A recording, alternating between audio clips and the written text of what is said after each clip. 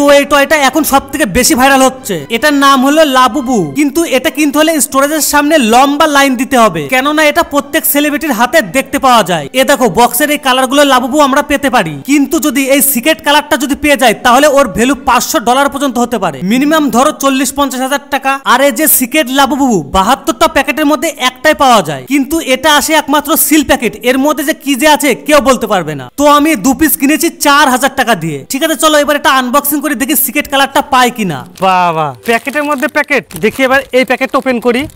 ও guys দেখি secret কালারটা পেয়েছি কিনা দেখি। ও ভাই এটা তো পার্পল কালার, কিন্তু যাই হোক গাইস লাকি কালার পেয়েছি। দেখি এবার 2 নম্বর প্যাকেট থেকে কি পাই, লাকটা যদি ফিরেই যায়। জয় ভগবান।